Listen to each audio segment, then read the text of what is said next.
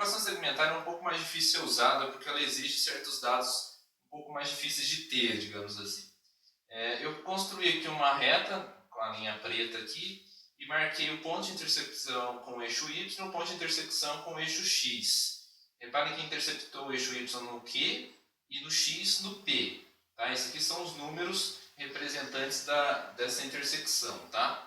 O que acontece para construir a equação segmentária é que eu vou precisar justamente desses dois pontos, que tem como característica ser o zero aqui do X, é o zero aqui, e aqui tem o zero do y, no Y, que vai ser o P e zero. Tá? Então esses dois pontos eu preciso saber para a equação segmentária. A equação é simples, é só fazer x dividido pelo P mais y dividido pelo Q igual a 1. Só isso. Tá? Então, é necessário, nesse caso, saber dois pontos, que é o ponto 0 e Q e o ponto P e 0. Então, ele é limitado por causa disso, tá? Porque você teria que necessariamente saber o ponto de intersecção com o eixo X e intersecção com o eixo Y, que raramente a gente tem, né? Mas se souber, olha como que é simples. Basta substituir x no P, no lugar do P, né? Substituir o lugar do Q e já está resolvida a equação, tá? Por exemplo, ó, então vejamos um exemplo. Ó. Determine a equação geral da reta sabendo que ela passa por 0 e 2 e 4 e 0.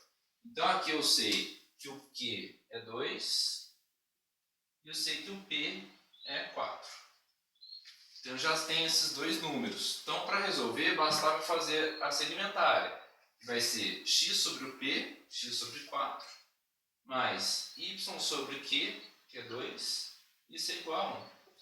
Então pensando em segmentária, está pronta. Tá? Essa aqui é a equação segmentária.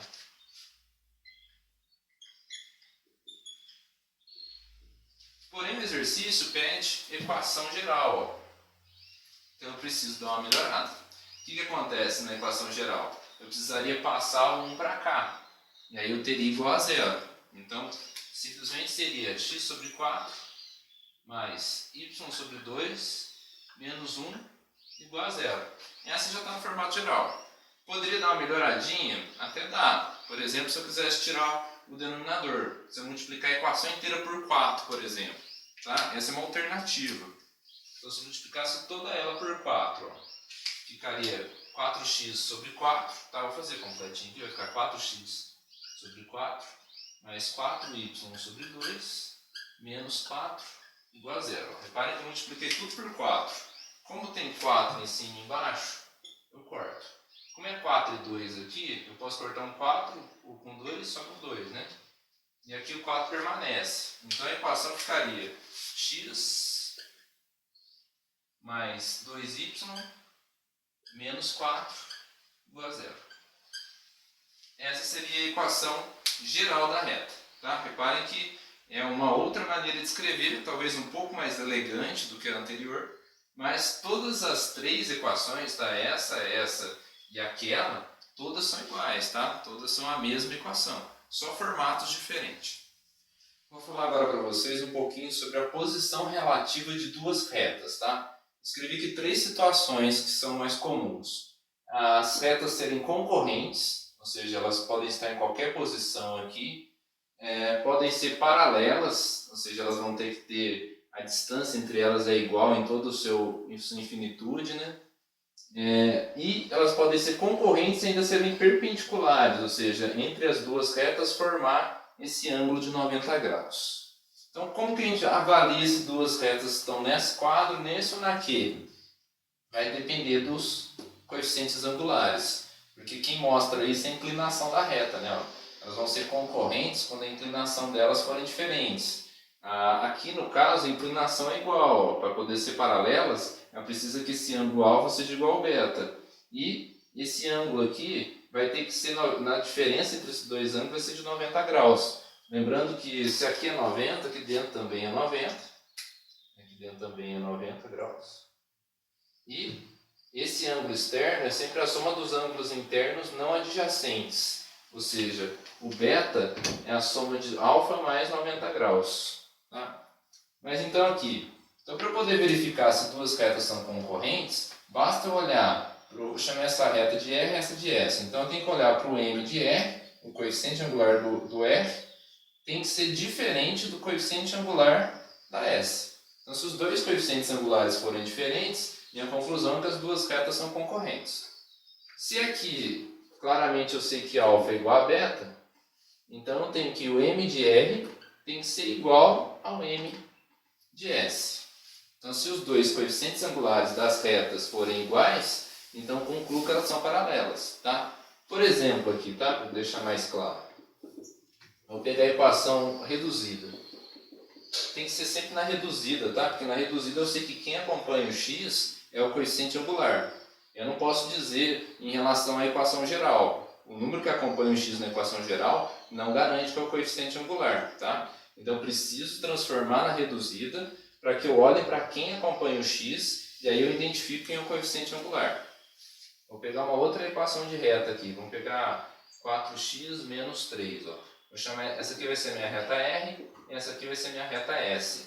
Reparem que o coeficiente angular da reta S é 4 e da reta R é 3. Como são diferentes, então a reta R e S são concorrentes. Tá?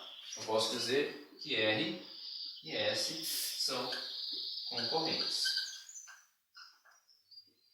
Ok? Se caso esse número que acompanhar o x forem iguais, então eu digo que elas são paralelas. Ok?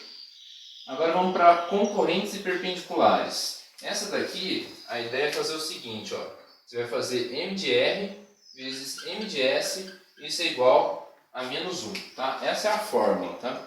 É possível calcular ela a partir da ideia de tangente aqui. Tá? Dá para calcular comparando a tangente desse beta e desse alfa, e aí a gente consegue encontrar essa formulinha. Mas eu vou direto ao ponto.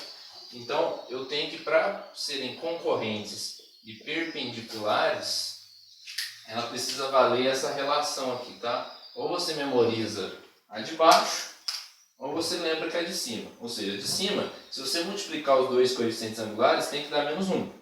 Ok? Por exemplo, ó, essas duas aqui, eu sei que elas são concorrentes, mas elas são perpendiculares. Se eu fizer 3 vezes 4, dá 12. Não deu menos 1. Então não é perpendicular, elas são só concorrentes. Tá? Então basta multiplicar os dois coeficientes, se der menos 1, você conclui que ela é concorrente e perpendicular. Tá? Então só para fechar aí o raciocínio, vamos fazer mais dois exemplos. Ó. Eu coloquei a reta RS aqui, ela é y igual a menos 3x mais 3 e a outra é y igual a x sobre 3 menos 4. Se eu pensar, os dois coeficientes angulares são diferentes. Tá? Vamos escrever aqui, ó, o coeficiente angular dessa é menos 3 e o coeficiente angular dessa é 1 sobre 3. Tá? Ó, reparem que quem acompanha o x aqui tem o número 1 aqui dividido por 3, então é 1/3. Então, como são diferentes, eu já sei que elas são concorrentes. Agora precisamos ver se elas são perpendiculares. Se eu multiplicar menos 3 vezes 1/3, dá menos 1. Então elas são perpendiculares. Então, conclusão, R e S são perpendiculares.